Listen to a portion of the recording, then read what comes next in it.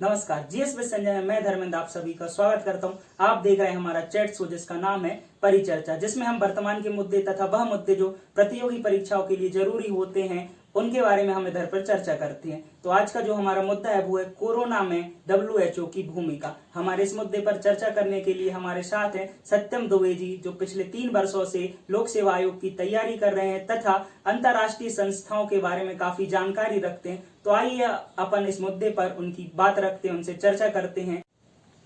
सत्यम जी, जो अभी हाल ही में जो संस्था बहुत ज्यादा लाइट में चल रही है WHO यानी कि विश्व स्वास्थ्य संगठन, ये क्या है और इसकी स्थापना के विचार पूरे विश्व के सामने कैसे आया था? धन्यवाद धर्मेंद्र। सबसे पहले तो मैं इस चैनल का और संजय और धर्मेंद्र सर का धन्यवाद करना चाहूँगा इस चैनल पर आमंत्रित करने के लिए। धर्मेंद्र जी, सबसे पहले तो WHO के बारे में जानकारी लें तो UNO जो द्वितीय विश्व युद्ध 1939-1945 के बाद बनी एक संस्था थी, जिसका उद्देश्य था वैश्विक स्तर पर आर्थिक, सांस्कृतिक एवं समस्त पहलुओं पर जानकारी एवं उनके मुद्दों पर चर्चा करना, जिससे कि वैश्विक शांति स्थापित रही। तो उसकी एक संस्था के रूप में WHO का निर्माण 1948 में किया गया।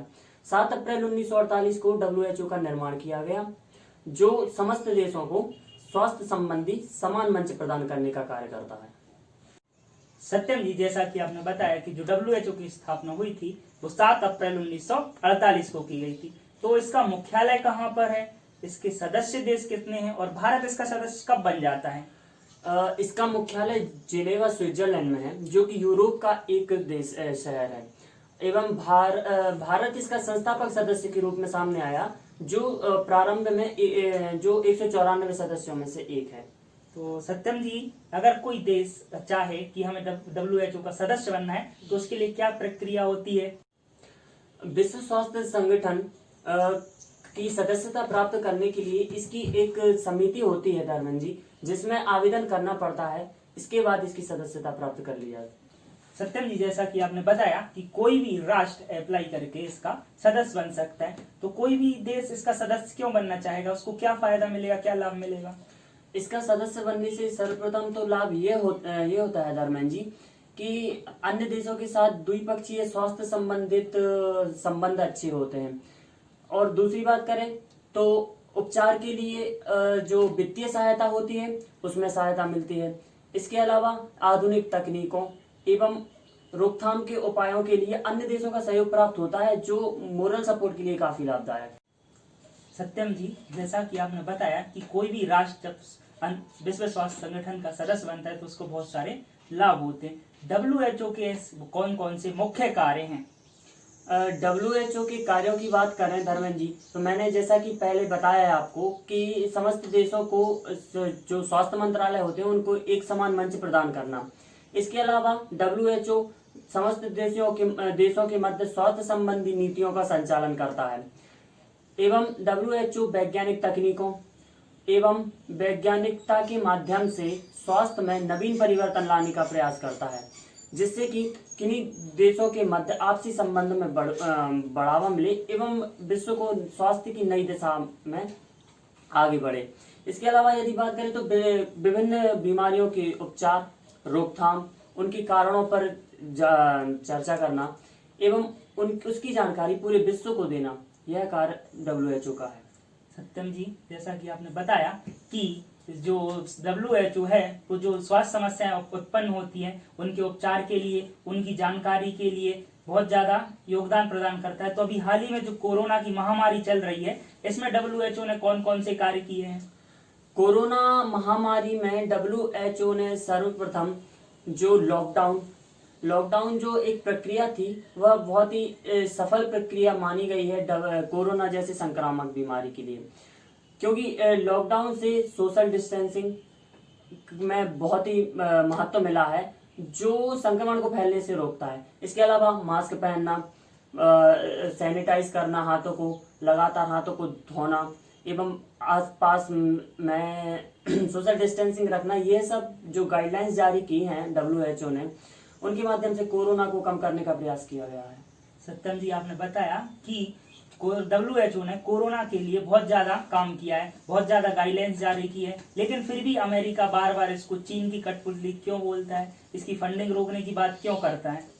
अमेरिका, चीन और कोरोना, इन तीनों के संबंध में बात कर रहे हैं तो जो WHO है, WHO ने कोरोना की जो बीमारी थी वह चीन के वुहान से शुरू हुई थी, जिसकी जानकारी WHO द्वारा 31 दिसंबर को दी गई थी, जबकि वुहान में पहला केस 17 नवंबर को आया था। इस 1-1.5 महीने के अंतराल में कोरोना वायरस का फैलाव अधिक हो गया। यदि यह जानकारी WHO पहले पता करके और पहले वैश्विक स्तर पर फैला देता तो शायद हो सकता था कि आज जो भयावह स्थिति हमारे सामने है वह कोरोना की इतनी बुरी स्थिति नहीं होती। तो और इसका सबसे बड़ा कारण चीन से अमेरिका फंडिंग रोकने के लिए इसलिए बात कर रहा है क्योंकि जो चीन है उसका WHO में जो हिस्सेदारी है वह बहुत अधिक है। मतलब 2019 की बात करें तो $86 बिलियन की एक बड़ी धनराशि जो 52% टोटल फंडिंग में से 52% है वह चीन की WHO में थी। इसलिए कहीं ना कहीं WHO का झुकाव चीन की ओर है, जबकि जो WHO है वह एक वैश्विक संस्था है एवं वैश्विक महत्व के काम को ना देखकर किसी निजी महत्व के काम को देखना यह एक नीतिगत कार्य नहीं है। इसलिए अमेरिका जो है इसका विरोध करता है। सत्यम जी, जैसा कि आपने बताया कि जो WHO जो विश्व में स्वास्थ्य समस्या चल रही है उनकी देखरेख करता है, तो जब ताइवान ने 31 दिसंबर 2019 को ही बता दिया था कि जो कोरोना वायरस है वो पर्सन टू पर्सन फैल रहा है और WHO ने इसको बताने में काफी देर कर दी, तो ये कैसे हो गया? धर्मेंद्र जी, WHO, विश्व स्वास्थ्य संगठन एवं किसी भी स्वास्थ्य संबंधी संगठन एवं पूरे विश्व ने ना तो कोरोना वायरस को इतना गंभीरता से नहीं लिया, क्योंकि WHO के मानदंडों के अनुसार कोरोना वायरस इतनी बड़ी संक्रमण बीमारी नहीं थी।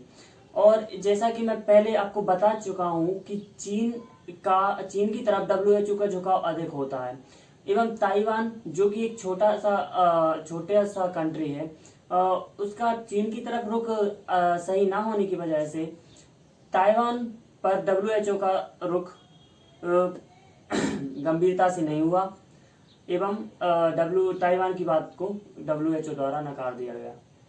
सत्यम जी, जैसा कि आपने बताया कि जो ताइवान देश है उसको चीन के कारण WHO ने उसकी बात को सीरियसली नहीं लिया तथा अन्य जो देश थे उन्होंने भी उस बात को सीरियसली नहीं लिया, लेकिन जनवरी का जैसे ही माह चालू होता है तो कोरोना के मामले चीन में एकदम से बढ़ जाते हैं। तो WHO को करना चाहिए था कि उधर पे कोई टीम भेजे या खुद का कोई प्रतिनिधि जाए जो उसकी निगरानी करे। क्या ऐसा कुछ हुआ था? जी धर्मेंद्र, 28 जनवरी को WHO के महानिदेशक टेड्रोस स्वयं चीन का दौरा करने गए हुए थे, परंतु वहां पर उन्होंने अवलोकन करने के बाद चीन की तारीफों के पुल बांधने शुरू कर दिए और चीन ने बात को छिपाया और कोरोना के पहले केस भी आए हुए थे, इन सब बातों को उनने सिरे से नकार दिया। तो यह सब ऐसी जानकारियां थी जो WHO सुधार सकता था और चीन की आलोचना करने पर कोरोना के संबंध में और कड़े कदम उठाकर कोरोना को कम किया जा सकता था, जो WHO ने जिसमें ढील कर दी। WHO की ये बात छिपाने के बाद और चीन के इस रवैये के बाद भी जब भारत और अमेरिका ने प्रतिबंध लगाया चीन पर यातायात का, तो फिर WHO ने निंदा की। इसको आप किस रूप में देखते हैं? भारत और अमेरिका द्वारा ट्रैवल एडवाइजरी जारी करने के बाद WHO ने उसकी निंदा की।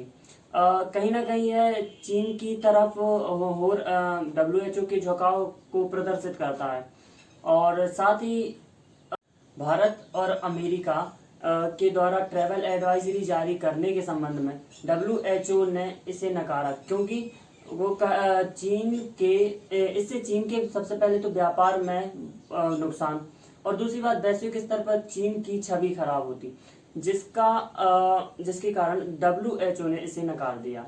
इन्हीं सब बातों का परिणाम यह होता है कि अमेरिका चीन को WHO को चीन की कठपुतली बोलता है।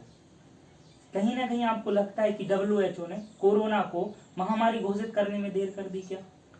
जी धर्मेंद्र, WHO ने कोरोना को महामारी घोषित WHO ने 12 मार्च को कोरोना को महामारी घोषित किया था, जबकि कोरोना के संबंध में केस आने दिसंबर से शुरू हो चुके थे। तो ये जो 3 महीने का पीरियड था, इसमें कोरोना वायरस चूंकि एक संक्रमण बीमारी है, वह इतनी फैल गई कि उसे रोकने के लिए काफ़ी मशक्कत आज भी जारी है। तो कहीं ना कहीं यदि इसे पहले महामारी घोषित कर दिया होता तो वैश्विक स्तर पर कई अच्छे कदम उठाए जा सकते थे। जैसा कि हमें ज्ञात हुआ है आपसे बातचीत करने का कि कोरोना और चीन के कारण WHO पर काफी दाग लग चुके, तो WHO को ऐसे कौन से कार्य करने चाहिए जिससे वो अपनी छवि को सुधार सके?